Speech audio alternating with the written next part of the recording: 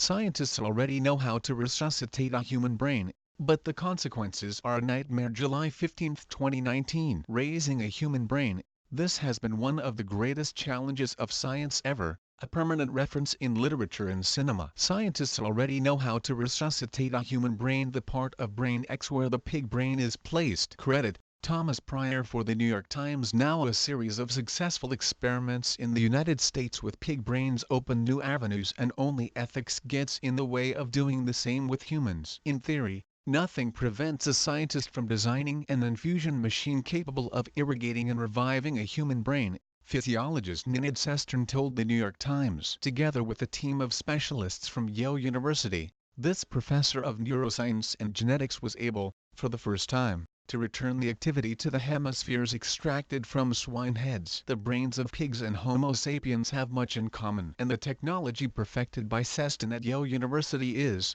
in his words, open source. It is only necessary to prove that once the experiment is repeated with blood perfusion in a post-mortem human brain, some kind of electrical activity involving a certain cognitive level does not occur. A perpetual nightmare in laboratory tests at Yale University. The electrical activity of the pig brain irrigated after death, recorded by means of encephalograms, reached a bispectral index of 10 on a scale of 1 to 100 usually used by anesthesiologists. This level would correspond to a deep coma, but recent research has shown that comatose patients are or may actually communicate. Scientists already know how to resuscitate a human brain, but the consequences are a nightmare. One Sestern revealed to the newspaper correspondent what would be the worst-case scenario for a brain to return partially to life. He would be trapped in a feverish nightmare, perpetually reliving the moment of his death, the last thing he felt before dying, which in the case of pigs would be the horror of his sacrifice. There are no entries or exits inside your brain.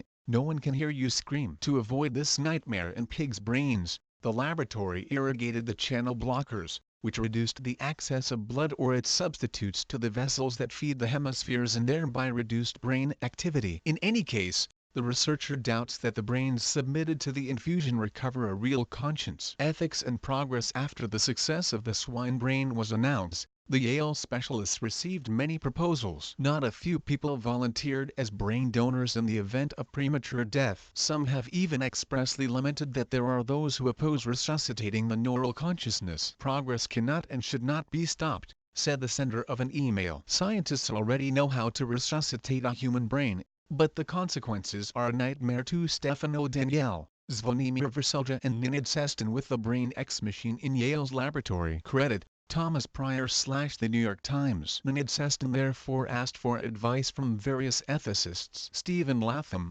director of the Interdisciplinary Center for Bioethics at Yale, said, "If there is a remote possibility of regaining consciousness, you have to stop the experiment." According to Stanford professor Hank Greeley, we live in a time of rapid scientific advances. Therefore, there is no doubt that someone with less moral scruples than the Seston will appear in relation to human experimentation. Greeley said, "Someone will submit a dead human brain to the perfusion, and I think it will be in an unconventional environment, not necessarily in the form of pure research." He assumed that he would then be someone with a lot of money and a scientist willing to go beyond ethical limits.